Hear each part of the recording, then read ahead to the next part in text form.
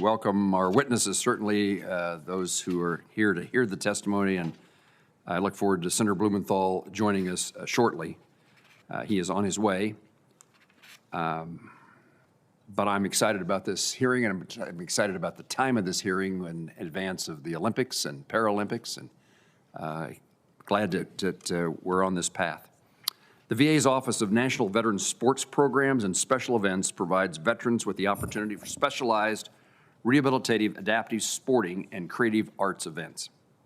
These unique events are designed to foster independence, strengthen the community involvement, and improve the overall quality of life for veterans living with disabilities. Through direct programming, adaptive sport grants, and training stipends for elite veteran Paralympic athletes, our country provides veterans recovering from injury as they build new strengths, compete as teammates within a new community, and engage in healthy living through tailored athletic and rehabilitation events. America's service members and veterans are a testament to our nation's strength, resiliency, and determination, and we see that in the veteran athletes competing in VA adaptive sporting events or training to represent our nation in international competitions as part of Team USA. As the 2026 Winter Olympics and Paralympic Games approach in Milan, I want to wish Team USA, especially the veteran athletes representing our nation, every success as they compete. Their dedication and perseverance inspire Americans, inspire the world, inspire other veterans. We're proud to cheer them on. Today, we're honored to welcome two veteran adaptive sport athletes who will share their journeys and how adaptive sports supported their path from rehabilitation to elite competition. I look forward to hearing your stories, discussing the roles these programs play in veterans' health and healing. I particularly look forward to hearing about how we can make sure that these opportunities are available to all veterans that could benefit from this program. My script says I should yield to the ranking member at this moment, but I'm going to introduce the witnesses and we're going to proceed. Testifying on this panel is Gabriel George, the Director of Pickleball at Military Adaptive Court Sports and Adaptive Sports Ambassador. Elizabeth Smith, U.S. Navy Aviation Maintenance Administration Man. Let me say that different. Administrationman, retired. And Julie Howell, Associate Legislative Director for Paralyzed Veterans of America. I'd also like to acknowledge Mason Simons, a Paralympian medalist, current team member of USA, member and ambassador at Oscar Mike Foundation, who unfortunately could not join us today due to an injury he's recently sustained. His testimony will be made a part of the record, and we wish him a very speedy recovery and thank all of you for being here this afternoon. Let me give Senator Blumenthal a moment to turn the page, and then I recognize him for his opening statement. Thank you, Mr. Chairman. I apologize for my lateness. I went to our other hearing room, but I'm glad to be here and thank the chairman for having this very important hearing. Proud to have you represent our country. Your example of how adaptive sports can change lives and your dedication and hard work are really impressive. I applaud the work of VA's physical, occupational, and recreational therapists, as well as the VSOs, Veteran Service Organizations, and local adaptive sports organizations for delivering this irreplaceable service to our veterans. I look forward to hearing and learning more. I want to offer a thanks to the Gaylord Sports Association and Summit Adaptive Sports Organization based in Connecticut. I've heard veterans in my home state speak about the life-changing experiences that come from these organizations and adaptive sports. One veteran said to me, quote, "After I came back from Iraq, I was a mess. I had issues relating to my family. I felt I no longer had a mission in life and everything was in shambles." He went on to say, I had a friend attend a veteran's sporting event. It was amazing. Helped me get out of my head. I have regularly attended many various programs since then, and it has increased my social circle and my confidence. I thank those organizations, and I thank you for being here today. Thank you, Mr. Chairman. Mr. George, you are recognized. All of you will be recognized for your testimony. Thank you. Please proceed. Good evening, Chairman Moran, Mr. Blumenthal, and other members of the committee. My name is Gabriel George. I'm a Texas native who honorably served the world's greatest Navy for 5 years from 2004 until 2009. Unfortunately, I was involved in a motorcycle accident back April 1st, 2008, which left me with multiple traumatic brain injuries, spinal cord injuries, and a paralyzed right arm. Once I was medically retired from the Navy, I lived in about pain without a real purpose for about 10 years until the VA called me one day and asked me to come out to a summer sports clinic in San Diego. And my first reaction was, how could I do this? I had this arm here hanging. I'm in so much pain, I couldn't really compete and really do anything. So I was like, but you know what, I'll do it. That was the best answer, best yes I could have said in my life, because from that moment, that week of it being introduced to multiple sports changed my life forever. I went to one of the clinics where they showed me archery, and I was watching everybody else sit around and shoot, and I was like, okay, it's cool, but I don't have an arm to use, so how in the world am I going to be able to do this? And one of the coaches there heard me say it. He reached in his pocket, pulled a string out, and tied it around the bow, said, bite down on this and pull. That was before COVID, so I trusted him, and I was like, okay, I'll do this. And once that arrow hit the target, I was like, wow, this is something really I can do. And the more I kept doing it, others would start saying things like, well, you know, the VA has a program where if you meet a certain record, whatever, we have a funding and a stipend that they'll help you pay. Then my mind was like, oh, I can feed my family with this. I can do something. There's some more purpose.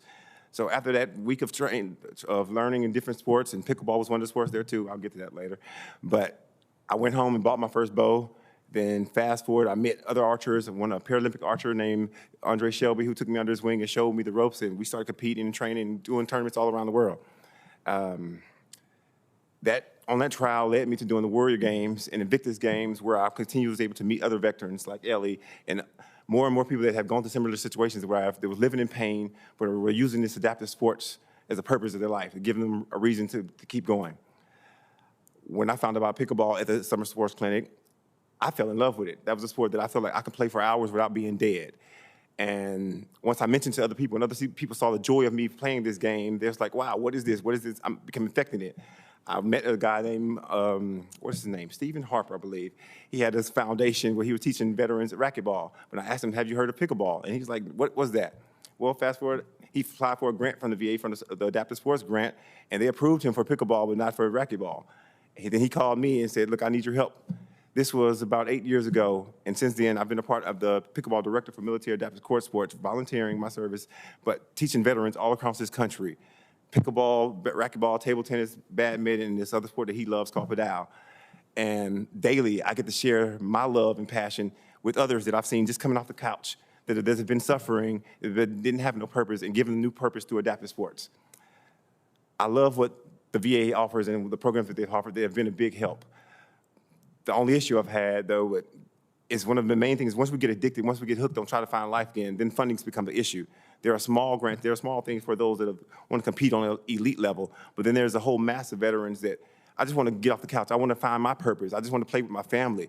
And that's when I'm grateful for like the Adaptive Sports Grant that it helps VA, helps MAX and Military Adaptive Court Sports to fund these things for local events, but there's a whole need for others to be able to reach out. We go serve underserved communities. We find thousands of veterans. To this year, with this grant so far, in this first quarter, we've already reached over 800 veterans, and we're trying to keep that going on monthly throughout the serve this country.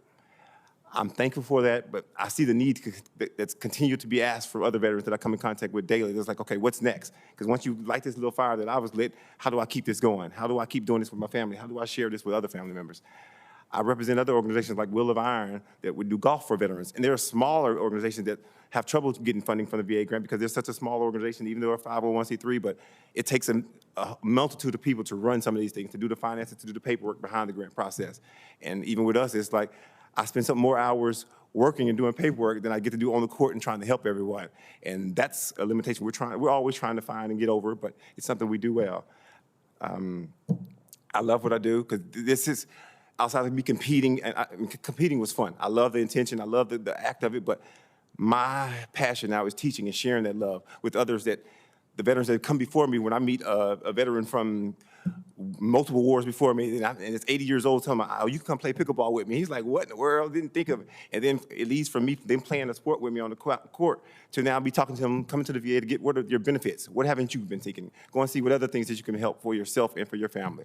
So I thank you for this time. Thank you for hearing me here.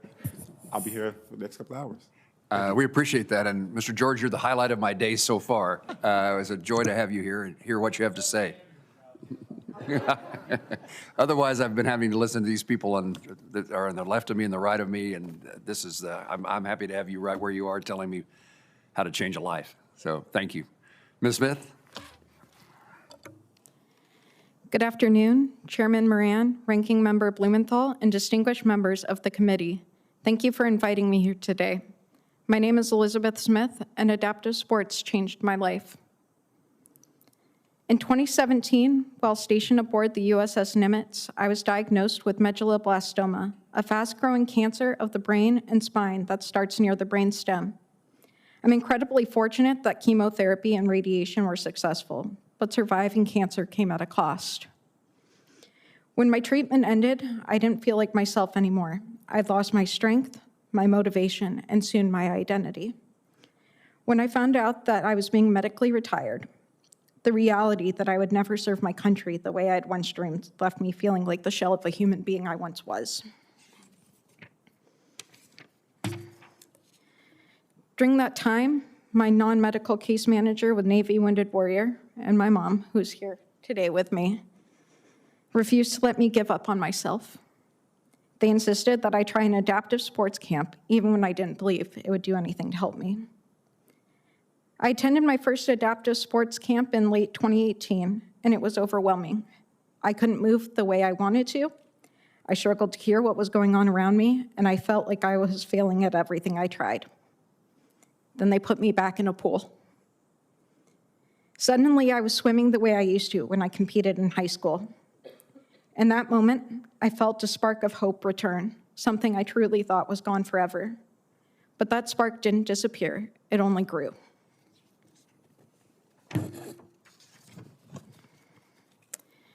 Before long, I was participating in seated field events, shooting, and eventually wheelchair rugby, which became especially meaningful to me. Through Navy Wounded Warrior Adaptive Sports, I slowly rebuilt myself.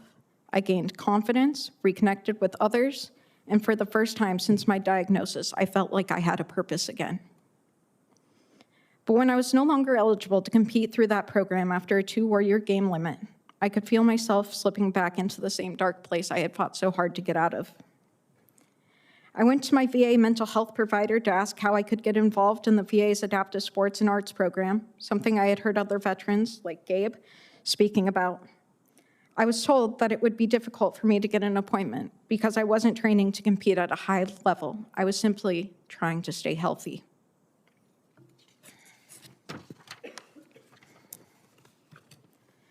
That's when organizations like the Wounded Warrior Project and the Semper Fi Fund stepped in.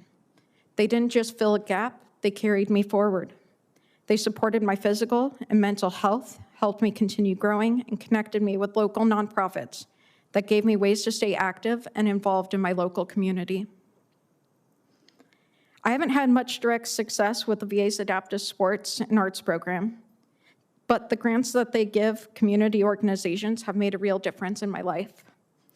Through these grants, I participate in adaptive horseback riding and horsemanship at the Equa Center, a small local nonprofit that provides equine therapy at no cost to veterans. It gives me a place to show up, connect with others, and feel like I belong. It may not sound like much, just a few hours a week practicing a sport or hanging out with horses. But those are the hours that matter the most. Those are the hours when my pain fades into the background, when relationships are built, and when veterans can feel proud of what they are capable of. It reminds us that we still have value and we still have a purpose. When I spoke with some of the legislative aides about what I should share today, when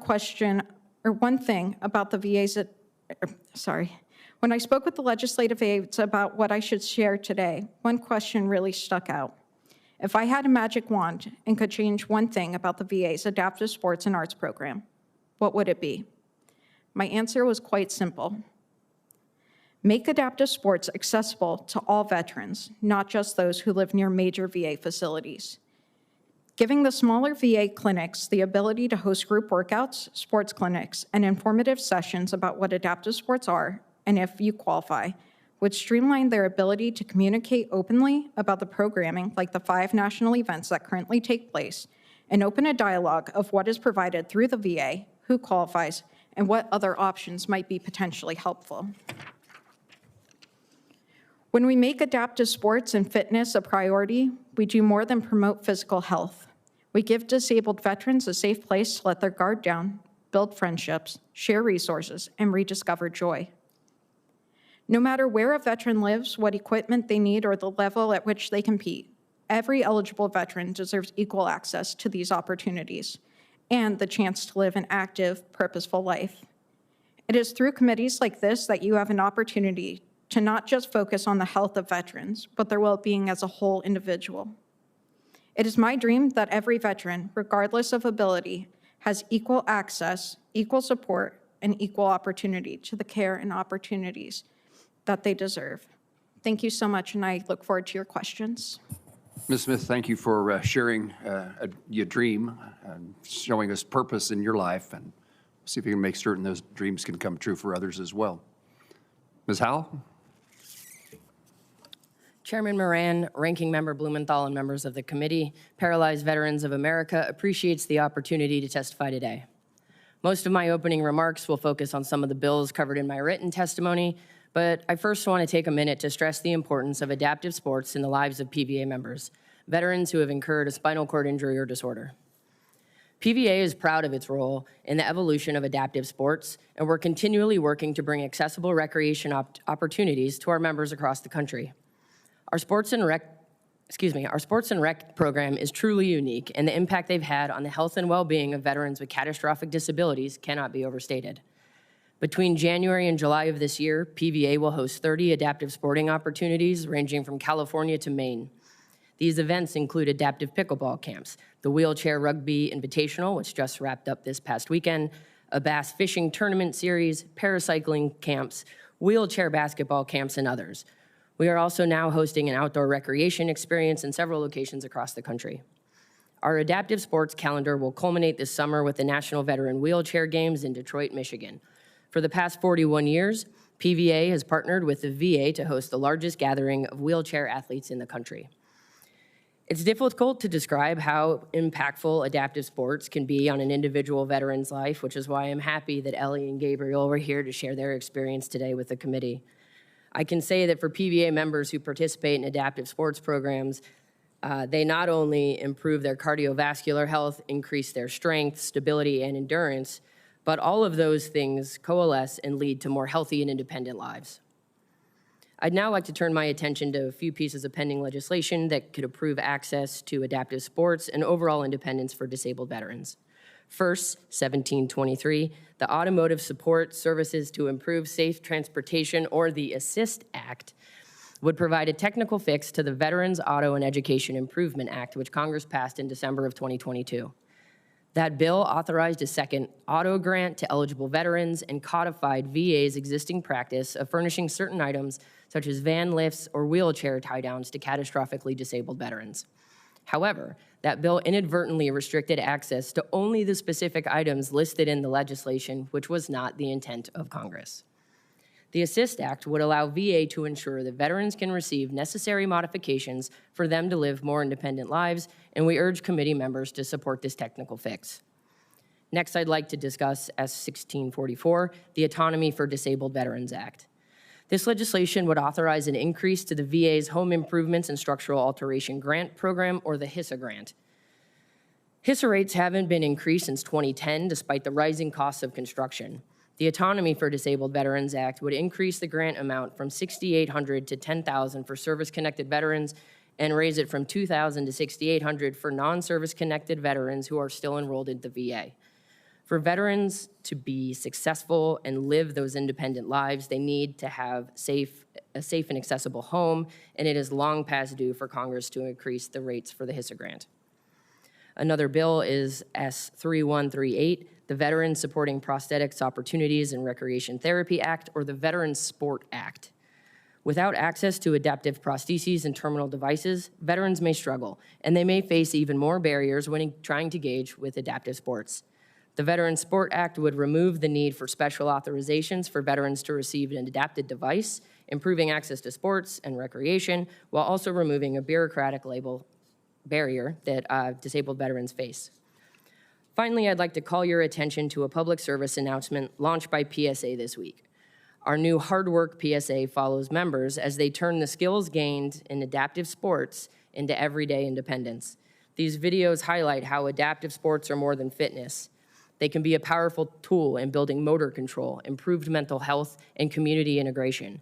What looks like training is actually transformation, and improved access to adaptive sports can do just that, transform lives, as our other witnesses have already testified to today. Thank you again for the opportunity to share our views with the committee. With the upcoming Winter Olympics and Paralympics, we're glad to help elevate the importance of disabled veterans, particularly in adaptive sports. Whether a veteran is a Paralympian or a novice just getting started or somewhere in between, adaptive sports can empower veterans and inspire communities through their remarkable achievements. Thank you again for the opportunity, and I look forward to your questions. Julie, thank you for your testimony and for the role that Paralyzed Veterans of America play in advocating on behalf of veterans. I'm going to ask a couple of questions, and we'll turn to Senator Blumenthal, and then we'll ask my colleagues to join in those questions. I'm particularly interested, Ms. Smith, a Kansan, a Kansan, and the rural nature of our state. And you talked about the lack of opportunities for people who don't live in the city. Tell me about that, and what have you seen or observed, and how could it be fixed? Yes, sir. So the appointment that I went to was in Buffalo, New York. And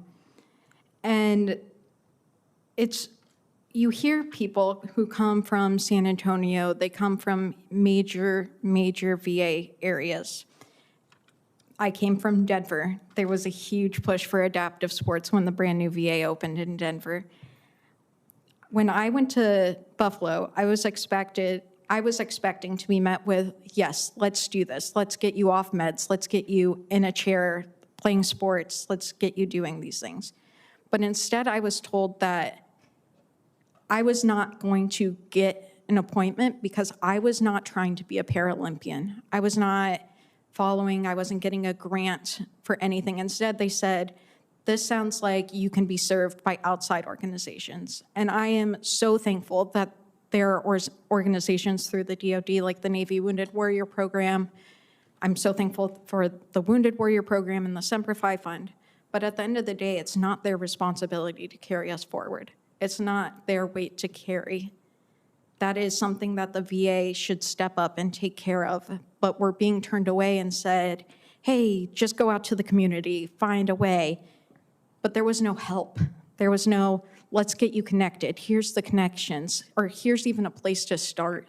It was just shot down, and it felt like they were almost saying, you're not hurt enough. You are not sick enough. You are not enough. And when you're already going through that mental space of, I am not enough because I can no longer serve my community and my country the way I wanted to. I am not enough because I don't fit for this organization. And so it was extremely difficult to see online my friends who live in Texas and my friends who live in California and all of these places, and they're getting camps. They're going to work out at their VAs. They're doing clinics. They're doing all this stuff. And when I bring it up, they literally tell us that we are not suburban enough or that we don't have a young enough crowd. When you say they bring it up, they being? They being the doctors at any of the VA facilities that I've gone to, both through Canandaigua, New York, Buffalo, New York, and Syracuse, New York.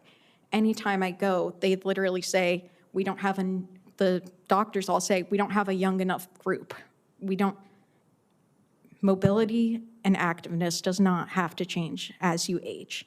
And it is not a problem that we only have a handful of 20 to 45-year-olds, and they literally put that age range there. We don't have the active group that we would need, 25 to 40-year-olds.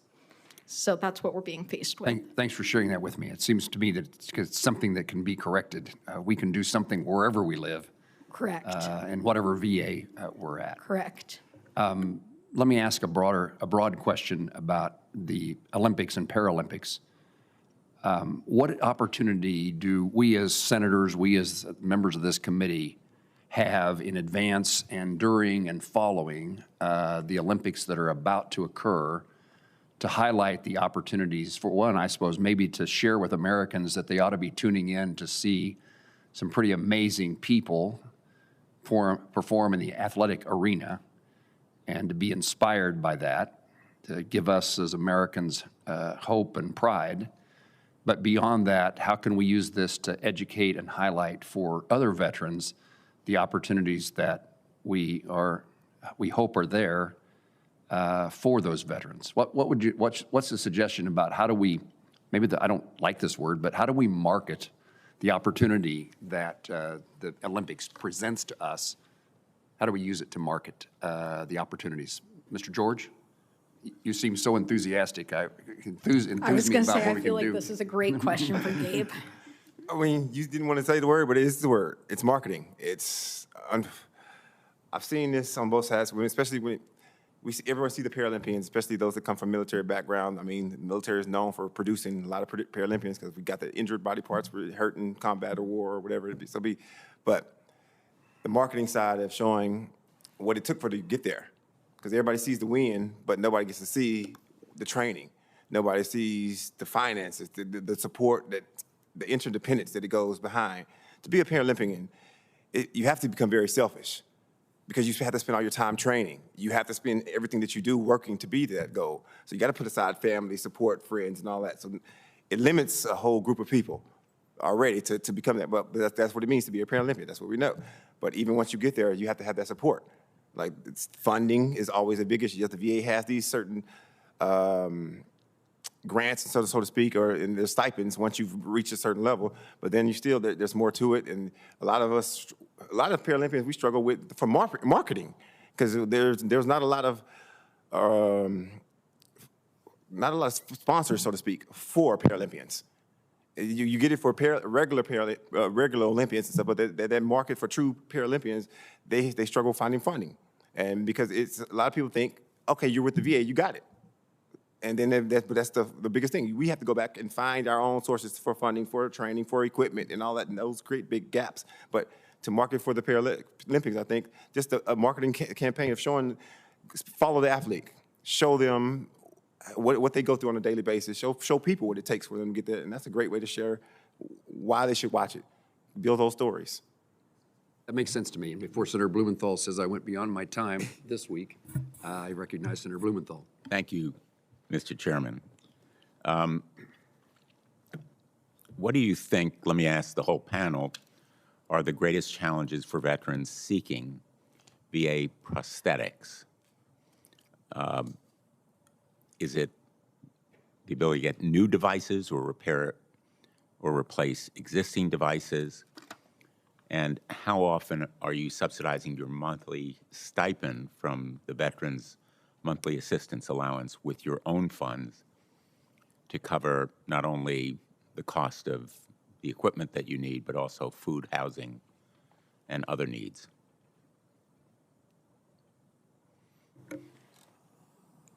I think that the biggest challenge that we often face is the questions that we have to answer, because it's not as easy as, I want to be interested in wheelchair pickleball or wheelchair basketball or wheelchair rugby or any adaptive sport. It's not just hey, this is what I need to be successful. It's the runaround you get about it. Well, have you checked with this? Have you checked out this?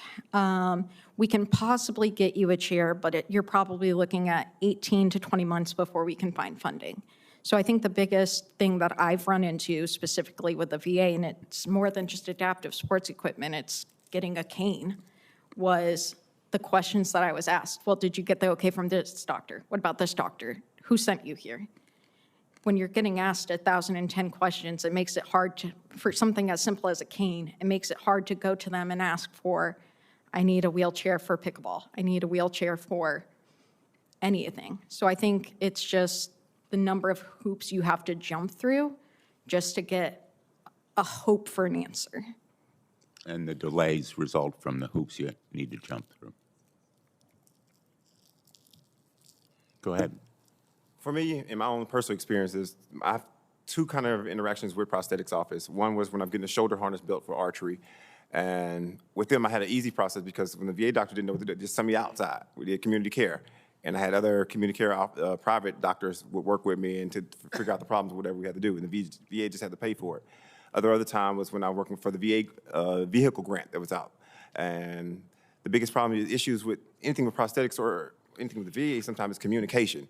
When I'm asking for something, if they don't know where to get it from, don't know who to tell where to get it from, or it's, why do you need this? Like when it came to a shoulder harness for shooting archery, well, that's not a medical device considered by some people. But in my world, as I'm using this to compete with, or the sports is my therapy, so these devices are my medical device. These are helping my well-being. So when you have to find the right doctor who knows how to write the right request to get it to the right people so that you get stuff approved. Thank you. Ms. Howell.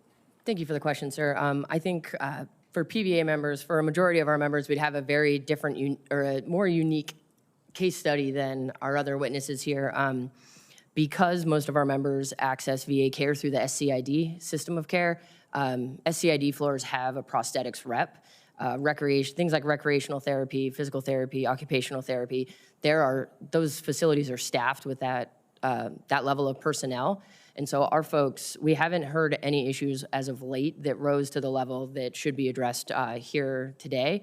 But I think we have a positionality with our members because they have direct access to a prosthetics rep. And so when there are concerns at the facility level, they're often remediated rather quickly. Thank you. I think you mentioned delays. What are the kinds of delays that you're talking about? Ms. Smith. Sorry, I apologize. I'm hard of hearing. So the delays for me is just, even through community care, the small clinics aren't able to get you in a timely fashion. I mean, like, for example, I have a neurology consult for community care because the VA can no longer get me in because of our lack of number of providers. I got turned down by 3 of our community care providers because we are coming from the VA. They literally said, we cannot get you in. So then you add the adaptive sports equipment on top of that, where they're like, in-house, we can't see you for 6 months. And I'm like, it's a 30-minute meeting just to tell me about what I qualify for. Like, I'm not asking for anything. I'll do it over Zoom. I'll do whatever you guys need. But the delay is just getting in front of people to get answers. Thank you. Thank you, Mr. Chairman. Thank you, Senator Blumenthal. Senator Tuberville. Thank you, Mr. Chairman. Thanks for all of you being here today and telling your story. Very important. You know, as a former football coach, I've seen firsthand the positive impact sports can have on people's lives. And as a committee, we should be doing everything we possibly can do to support alternative treatments for our veterans, like adaptive sports programming. Ms. Howell, in your testimony, you spoke about the importance of veterans gaining access to transportation to expand independence, and you referenced my ASSIST Act, and I thank you for that, which aims to expand access for automobile modifications for disabled veterans to participate in adaptive sports. A veteran has to be able to get there in the first place to be able to compete. And so we have to find some possible way to help out the veteran. So how would my legislation help more veterans in your thoughts of being able to benefit from adaptive sports? Thank you for the question, sir, and thank you for sponsoring that legislation. I think everyone here recognizes that the way the bill was implemented was not the intent. This is simply a technical fix to get it right. the language that was intended to be an example list ended up becoming an exhaustive list. And so veterans across the country were running into barriers when it came to making an adaptive van instead of a vehicle. And so the way those facilities interpreted that understanding, again, I just want to stress that this is just a technical fix. It seems so simple, and we are eagerly awaiting its passage, sir. Because like you said, adaptive sports are great. Getting to your VA facility is great. But some people need modifications to be able to get there. And particularly for our veterans in rural communities, accessible transportation is really hard to find. And a lot of these folks live super rural, and their vehicle is the only vehicle that is going to be able to get them there. So let's make sure that they get the adaptations that are necessary for them to be able to not only go to their appointments, but get to something in their community that's going to provide them increased mental health, increased physical access, and all of the things I mentioned earlier. Exactly. Thank you. What's the biggest barriers your members face when trying to participate in adaptive sports, other than this? I'll echo the other witnesses in that, in rural communities, it's rather challenging. You can only go to so many places. There's only so many accessible hotel rooms for cities to host. We run into complications when it comes to finding a city large enough to host the wheelchair games. You need a convention center. You need enough hotels within a reasonable area that have ADA accessible hotels. That's a whole separate hearing talking about accessible hotel rooms. But these are serious challenges. You need a facility that can accommodate 600 wheelchair users, and you don't really know what that means until you see it. It's quite the undertaking. And I think one policy area around the VA Adaptive Sports Grant that maybe we could look at is the VA Adaptive Sports Grant can be used to host adaptive events, recreation opportunities. It cannot be used for veteran travel to get to those events. So veterans are on the hook for paying their own airfare. They're on their own for any kind of travel in between, and often that's a barrier to entry for a lot of folks, especially coming from a rural community. So imagine you're a veteran living in a highly rural area, you can't get your vehicle adapted, and there's no paratransit that can get you to the airport. Like, that's an entire opportunity gone. And then those are veterans that don't have the amazing stories that my fellow veterans here had today. It's all one thing after another. Thank you. Mr. George, as a former coach, I saw firsthand the impact that team sports has on players' mental health.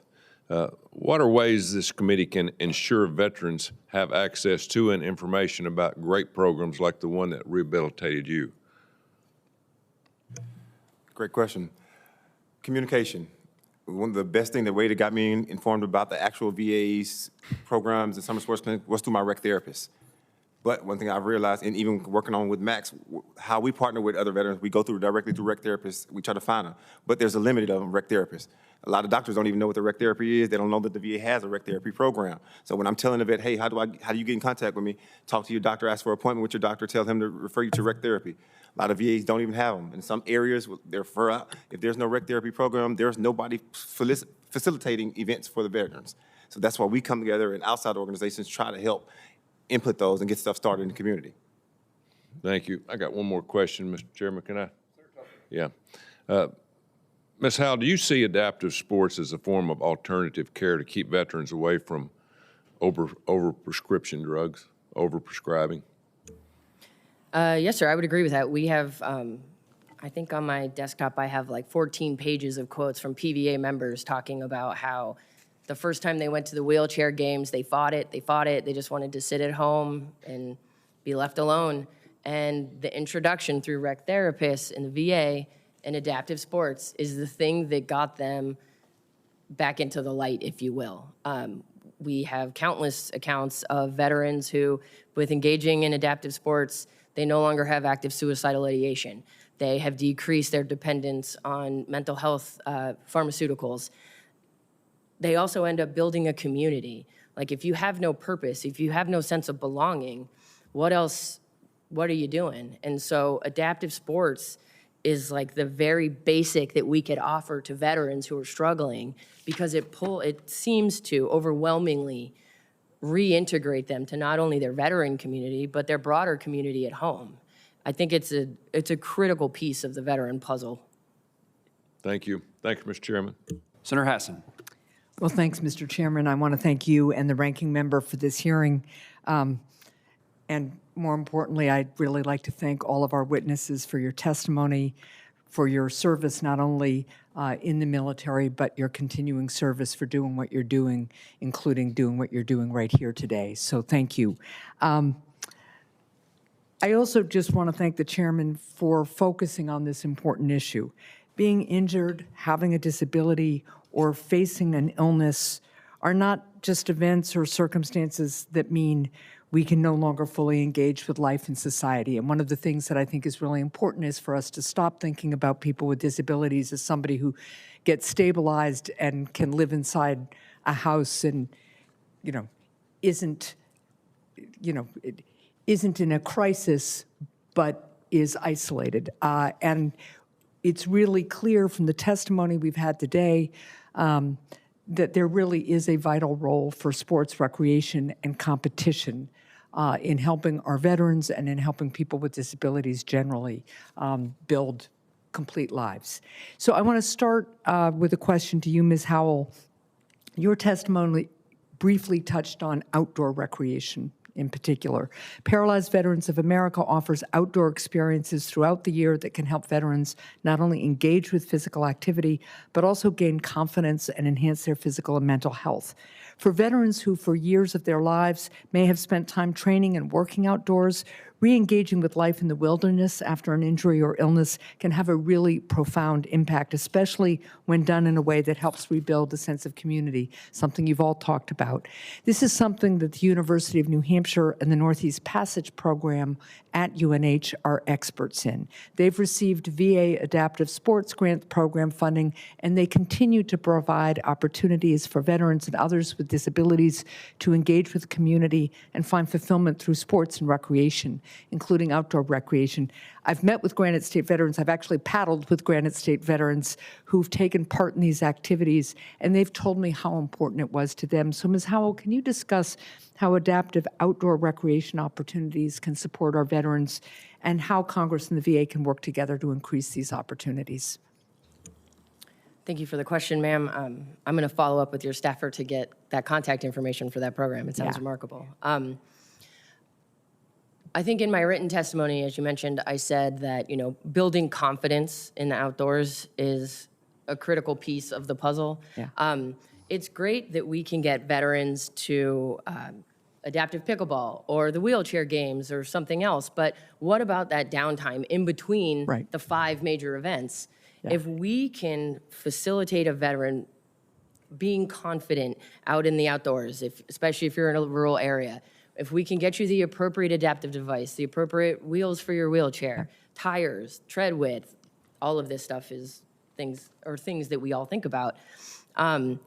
Then we allow a veteran to be able to be engaged in a way and to be mentally active and physically active outside of that structure. Right. And I've heard from a lot of members that there is an anxiety and a hesitancy about engaging in the world around them without sort of like a battle buddy or without the people that you're playing sports with. It's great to have comfort in the arena, but then how do you have the comfort in the park down the street? Right. And I think that's the objective of our new outdoor program is let's make sure that these veterans are empowered to know their limits, to know how their equipment works, and how do you adapt to certain situations. So I think that's really what we're trying to take away is to fill those gaps that you mentioned. Well, I know the folks at Northeast Passage would love to talk to you. One of the things they do is you can show up at Northeast Passage and you can get a loaner piece of equipment and see how it works for you.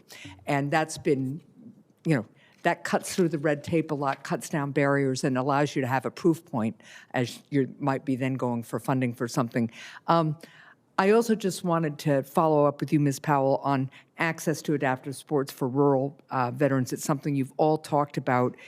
For veterans who live in rural areas, like so many in New Hampshire do, they have to have the same opportunities as people who live in major metropolitan areas. Can you tell us a bit about the challenges that rural veterans face with regard to adaptive sports and recreation, and how your organization works to fill in those gaps? And I certainly recognize the challenge of transportation. If you don't have a car that is adapted or a van, you're stuck. Absolutely. And I think I'll just reiterate what Ellie shared earlier, that at her VA, there may not be a rec therapist or no one knows how to connect those dots. And you add the complexities of just living in a rural area. Now let's throw in an inaccessible community because you may not have curb cuts. Yeah. You may have choppy sidewalks if you have sidewalks at all. Right. I used to live off of a highway. I understand that. Yeah. But local communities need to be safe enough for people of all ability levels and all mobility levels. And I think that that's something that can be addressed locally, making sure that people with disabilities are engaging with their city councils, making sure that people understand, like, one bus route is still better than no bus route. Right. But that bus needs to be accessible. Yeah. And I think really for rural veterans, at least from my standpoint, I think the transportation is the most critical piece, because if you can't get from your home to the outdoors or to the facility, that's like the first step. Right. And if you need a ramp to even leave your house, you know, it's all these ancillary things. Adaptive sports doesn't exist in a vacuum. Right. And then you need to clear the snow off the ramp, which is something I'm all too familiar with. My time is run out, so I didn't get a chance to talk with Mr. George and Ms. Smith. I thank you all so much for your testimony, and I would look forward to continuing to work with you as you talked about the challenges with accessible hotel rooms. I have shown up to find the lip in the so-called accessible shower 2 inches high, which may as well be a foot. So thanks so much. Look forward to continuing working with you. Senator King. Thank you, Mr. Chairman.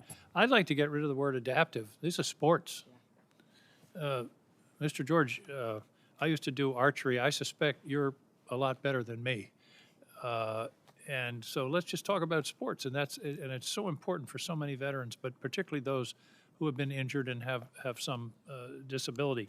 It seems to me we already have a network in the country. It seems to me we already have a network in the country ready-made to be a hub, and that is our CBOCs, which are located in Maine. We have, I think, 5 or 6. We have our VA hospital, but that could be a hub with information. Often what veterans lack, in my experience, is information about what's available. And that could be part of the therapy. Mr. George, one quick question. We spend a lot of time worrying about veteran suicide. As you know, it's a terrible problem. It seems to me that sports are an avenue to combat that. Is that correct? I 100% agree with that statement. Yes, sir. I think that's something important. That this isn't just a feel good. This is helping Purpose. Yeah. veterans to survive. Yes, sir. One thing about transportation, the DAV does a lot of transportation to and from veterans hospitals and those kinds of things. Is this something we could engage them in, or are they already engaged? They have a transportation network in both states. Is that something we should be thinking about? Not to speak on behalf of DAV, but it is my understanding that due to the nature of the grants that were awarded to make those vehicles available to people, I think they're required to just go to and from the VA. I don't know that for sure. But let's fix that. We're in the business of fixing things like Also, very few of them are accessible. So if anyone is a wheelchair athlete, I mean, most of them are like SUVs. Well, I think we need to be thinking creatively about all the possible avenues,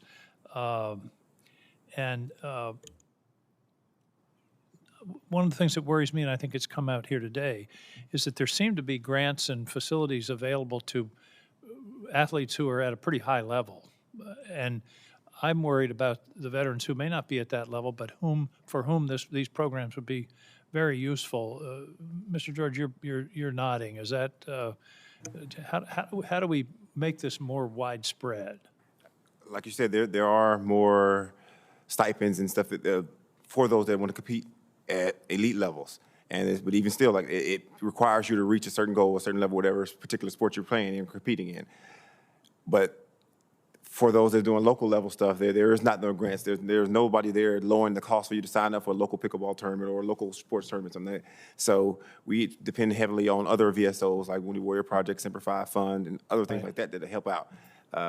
That's why Max, what we do, once we taught and have the 6-week clinic with our veterans, we try to create community tournaments so you can give you that opportunity to give that sense of it without having to go pay somebody. You don't have to be at an elite level. Correct. We create those opportunities for lower level or amateur level sports events for everybody to compete in. And if I must say one more thing, you said that if you could, you would get rid of the word adaptive. I disagree there, only because, yes, it's still a sport, but a lot of things that we deal with issues is accessibility. And just because we say it's a sport going on there, if I pull up with a lot of people, my veterans, and they're in wheelchairs, a lot of places will say, well, we don't want that chairs on our courts because you're going to tear up our surface, or we don't have space for that. We don't build to accommodate you. So that adaptive lets us know that, okay, we're accepted there. So that's a reason to maintain that nomenclature. Yes, sir. I appreciate that. There are a number of pieces of legislation. Thank you for your recommendations. The Veterans Sport Act, Prosthetics Advancement, the Assist Act, Autonomy for Disabled Veterans Center, Cortez Masto. So I take it these are all things that we can and should be addressing. Is that correct? Yes, sir. Thank you. Thank you, Mr. Chairman. Thank you, Senator King. Senator Roanoke. Thank you, Mr. Chairman, and thank you so much to the witnesses because your testimony is very enlightening, to say the least. And so you live it, and so you're here to tell us what can be done. It does occur to me, though, that the access to the rec programs and the the para sports programs have a lot more benefit than to the 1% or so of the veterans that I understand participate in these programs. So we know that studies have shown that veterans who engage in sports and maintain a regular exercise routine tend to experience enhanced self-esteem, diminished levels of depression and anxiety, and lower stress levels. And we talk about the suicidal ideation, et cetera. So access to these kinds of programs have much more of a whole veteran kind of a support that is provided. Is that an accurate way of thinking about these programs? Yes? Yes, absolutely. Okay, so then I'm thinking that maybe it would be a good thing if support for rec therapy and adaptive sports programs can be part of the core mission of the VA, because what I'm hearing from your testimony is things are catch as catch can. Depending on what state you live in, there may be access to these kinds of programs, but as Ms. Smith mentioned, that you now live in where? Kansas. Well, anyway, some of these programs are not available. Catch as catch can. You're trying to figure things out.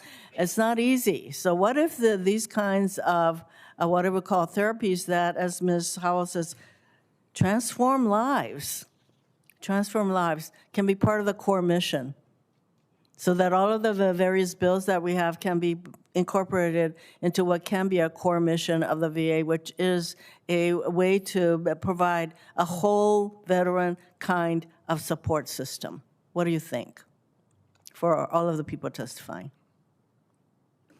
I think you hit it right, the nail right on the head. I think that the VA does a great job. We have this wonderful MOVE program. It's very evident that we want veterans to be up and moving and be active, but we're so quick to say, here's a tablet and a scale, we're gonna send it to you in the mail, send us your weight every day.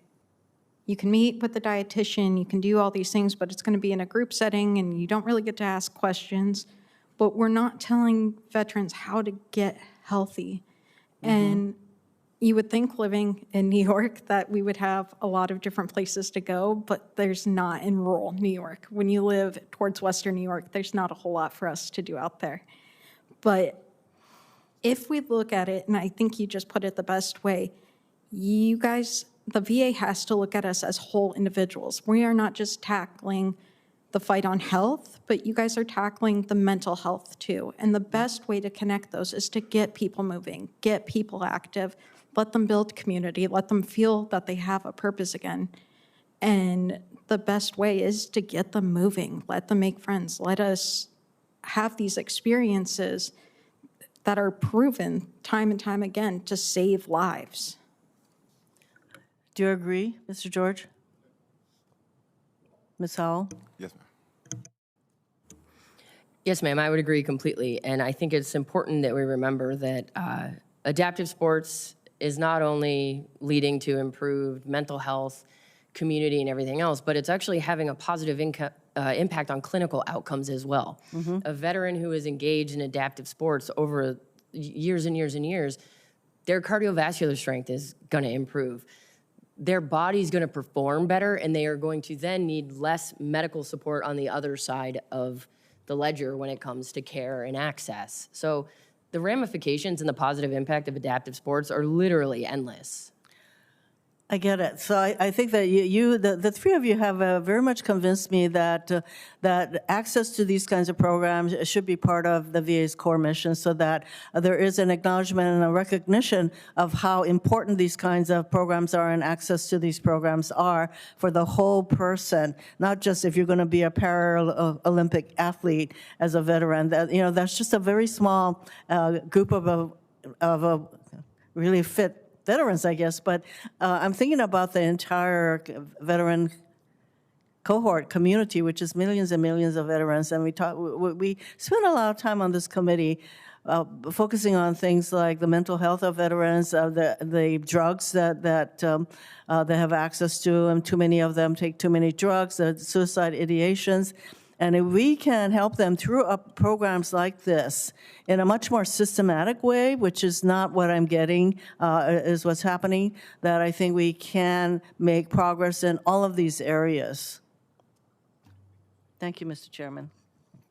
Senator Ho, no, thank you. Mr. Chairman, before you go Senator forward, King. Yeah, I think this points up, and what you just said, Ms. Howell, is so important. Our healthcare system generally, the VA and everywhere, is oriented towards sickness. In other words, we treat you when you're sick.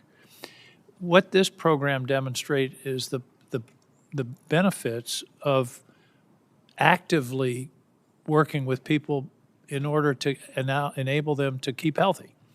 And I think that's important. And this is I agree with Senator Hirono. This should be a basic part.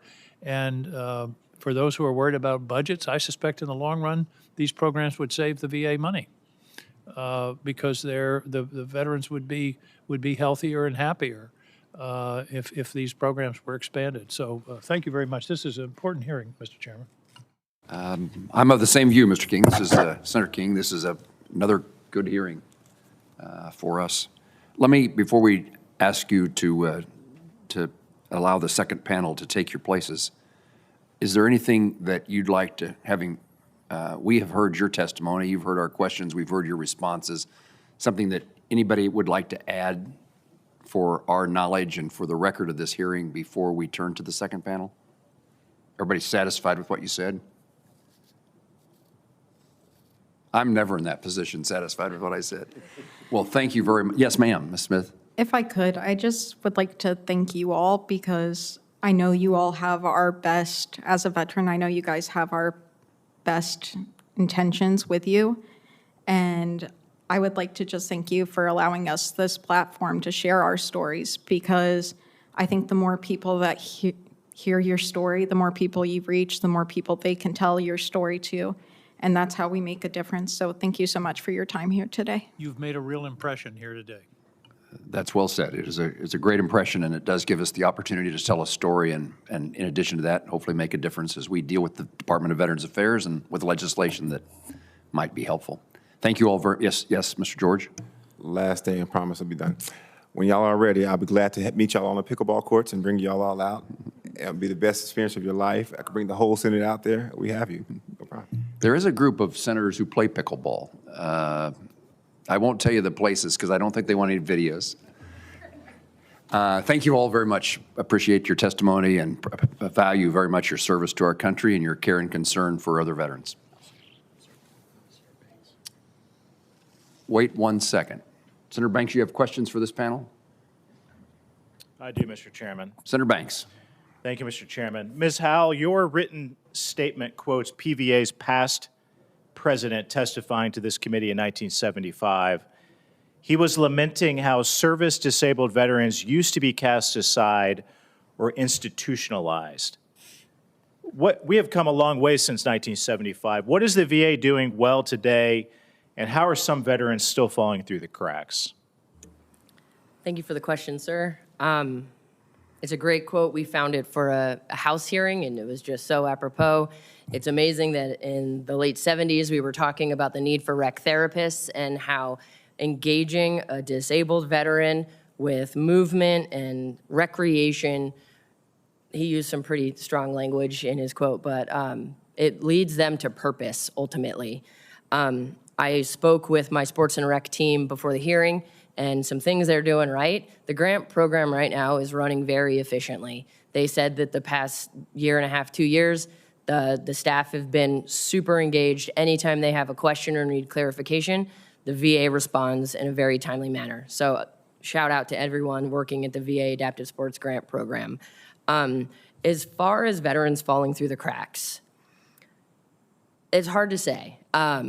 We ask the same question when it comes to healthcare delivery, benefits delivery, everything else in between. We're never gonna capture all veterans, and I think we do a disservice when we expect VA to catch 100% of everybody for all things.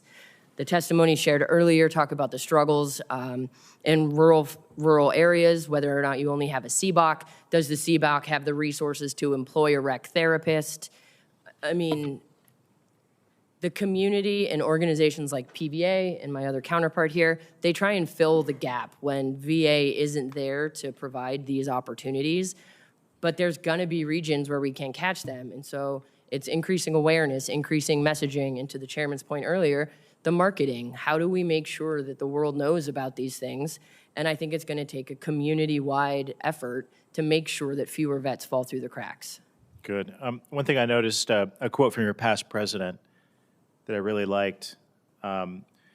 He said, quote, "You must prod the VA to take action and begin an active and effective program of recreation."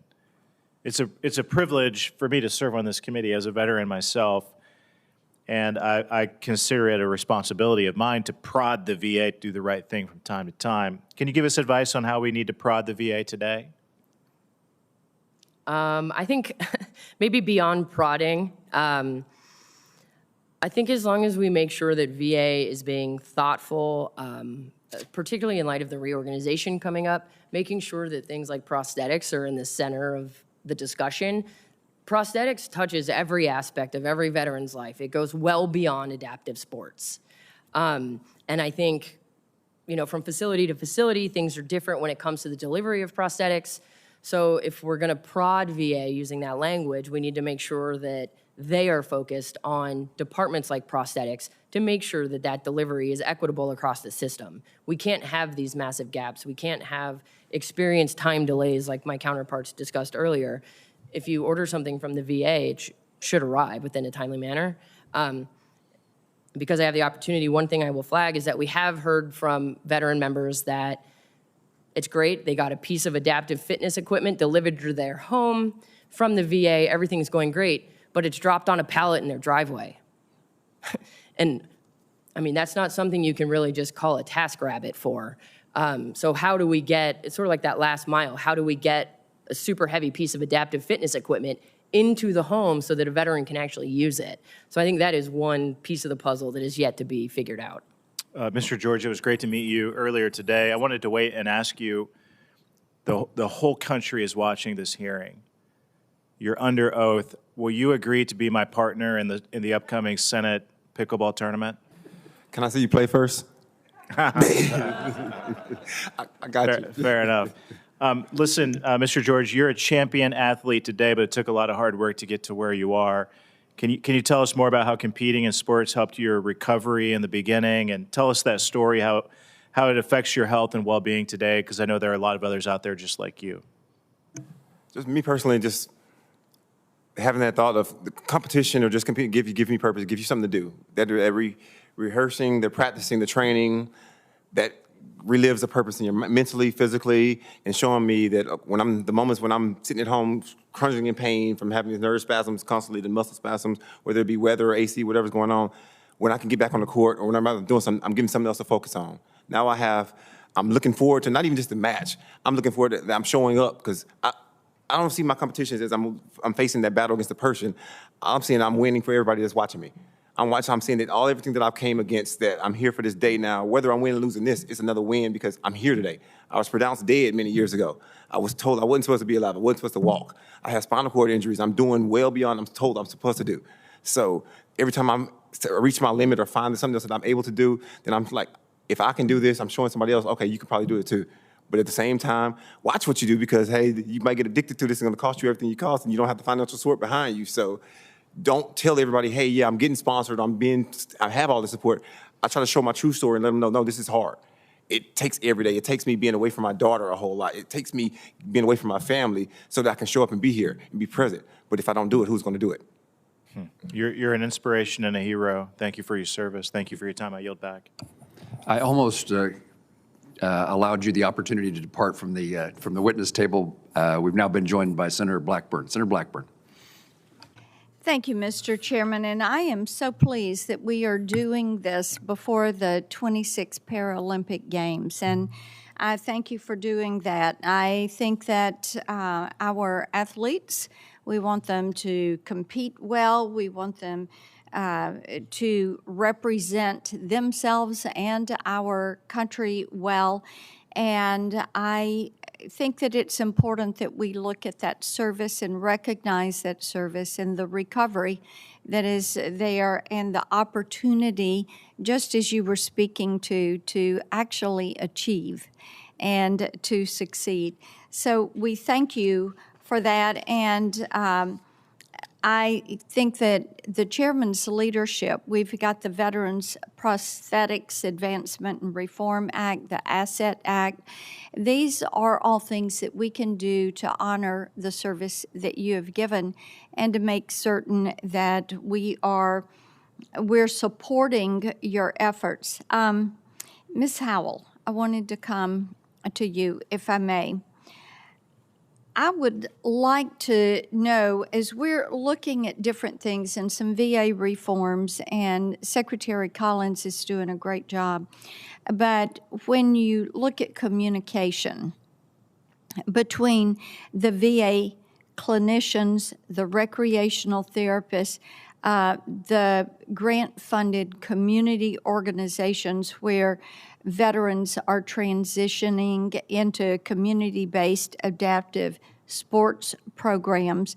So how effective is that communication so you get that continuum of care, and it's also a continuum of opportunity? Yes, ma'am, I agree wholeheartedly, although I think other witnesses might be able to better speak to that. I've never participated in an adaptive games myself, and therefore I don't know how it works being transferred from the VA to a community group, so I would defer to the other experts here on the panel. All right. Mr. George? Thank you. I've been fortunate to have a great experience when it comes to transferring from my doctors and my health and doing it, but I speak highly again. My rec therapist, Katie Blunt from the Northeast Florida, Southeast Georgia VA, had a major role in my therapeutic recovery. She was there anytime I had questions about what's going on, what sports. She's there putting in a calendar throughout the whole month, providing events for us. She told me about the summer sports clinic, the winter sports clinic, and invited me out there. But she was someone that said, as long as I'm willing to show up, she'll keep supporting. I have her, but not everybody has her. All other veterans don't have a great rec therapist that's willing to go above and beyond like that.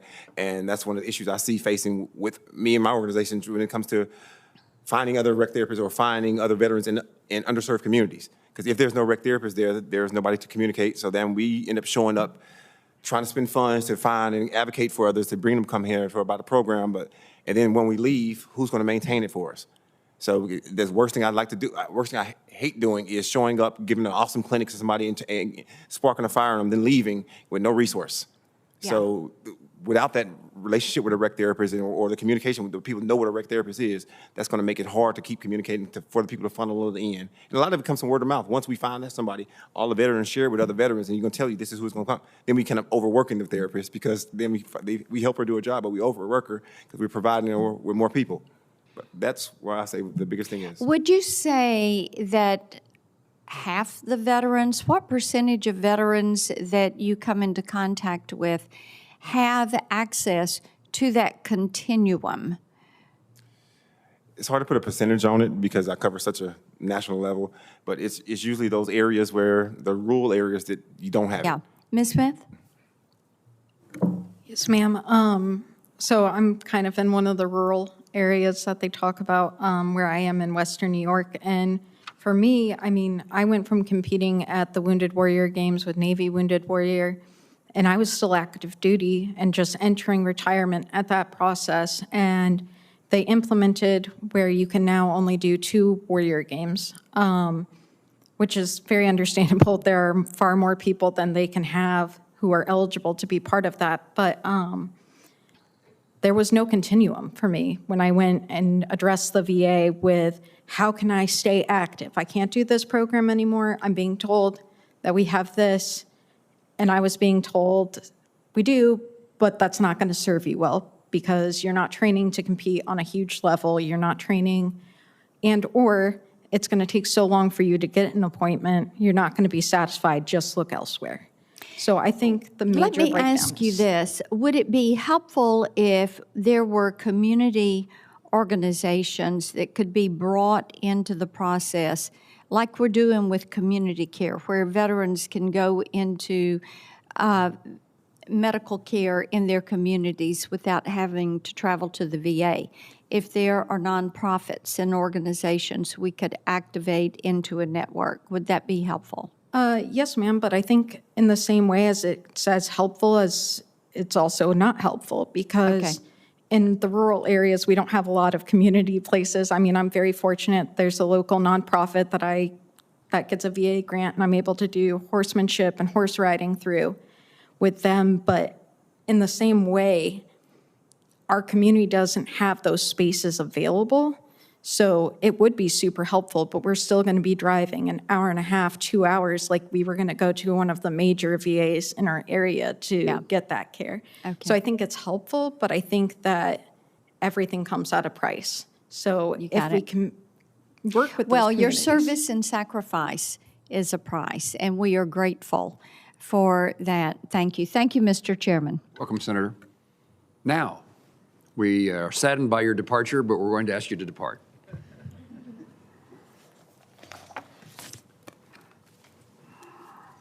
Thank you for your testimony. Thank you for your service. Thanks for your example. And I'll call to the table our second panel, which consists of Dr. Rachel McArdle, a Deputy Executive Director for the Office of Rehabilitation and Prosthetic Services at the U.S. Department of Veterans Affairs. Doctor, thank you for your presence, and you are now recognized for your testimony.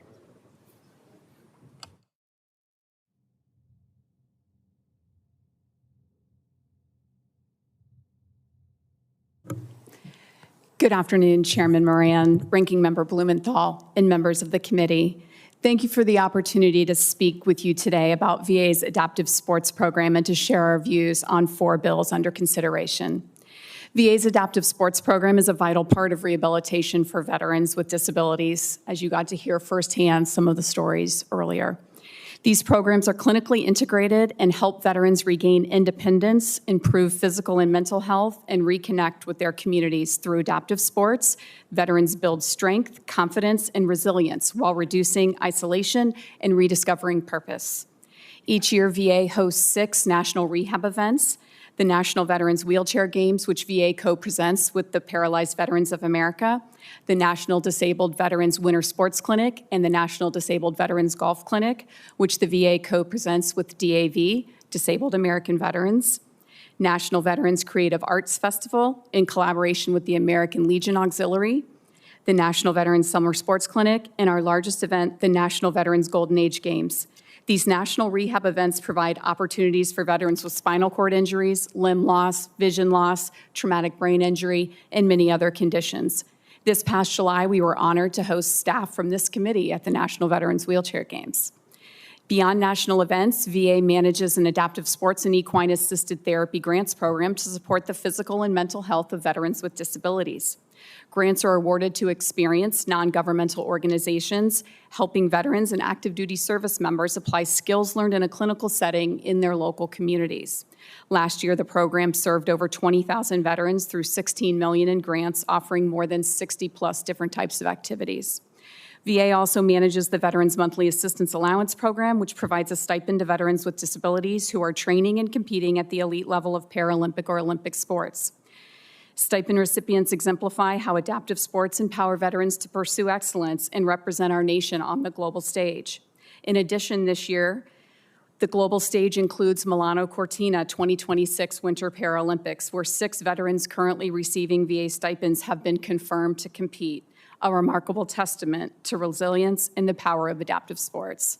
Now I will turn briefly to the legislation before the committee, noting that our full views are detailed in my written statement. S1644, Autonomy for Disabled Veterans Act. VA supports the intent of this bill, subject to amendments. It would update the Home Improvement and Structural Alterations Program to reflect current costs and ensure veterans receive medically necessary home modifications. VA agrees with the goal of increasing flexibility and adjusting limits based on industry costs, but recommends technical edits to clarify eligibility and implementation. VA also supports the proposed annual index adjustment and believes the recommended amount for future applicants aligns with average costs for common modifications such as bathroom renovations. S1726, Assist Act of 2025, VA supports the intent of this bill, subject to amendment. It would broaden VA's authority to provide any medically necessary automobile adaptations for drivers and passengers, improving safe transportation for veterans with disabilities. VA suggests adding authority to limit use of these benefits to once every 5 years or extenuating circumstances. S2981, Veterans Prosthetic Advancement and Reform Act. VA supports the intent of this bill, but has concerns. Establishing a national prosthetic formulary would require substantial resources, including numerous dedicated personnel and a fully integrated clinical ordering system. Without such integration, providers would face delays and inefficiencies. VA also seeks clarification on whether the bill intends to include items covered under other authorities to avoid duplication and confusion. VA welcomes the opportunity to discuss how best to address ensuring the formulary improves access without unintended consequences. S3138, Veterans Sports Act. VA supports this bill, subject to amendment.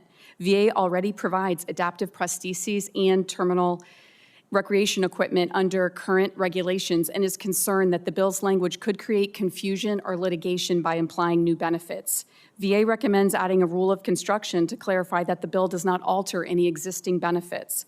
VA stands ready to work with the committee to ensure alignment and avoid unintended disruption to current practices. In closing, VA remains committed to expanding adaptive sports opportunities and working with Congress to strengthen these programs.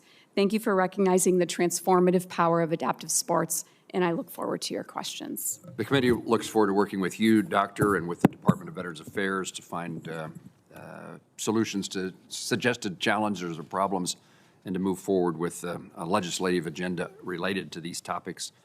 I think my only question for you today is perhaps the broad question is something you heard from our witnesses that you'd like to respond to, or in particular, I'd ask again, how do we overcome this issue of rural and small towns and where people live?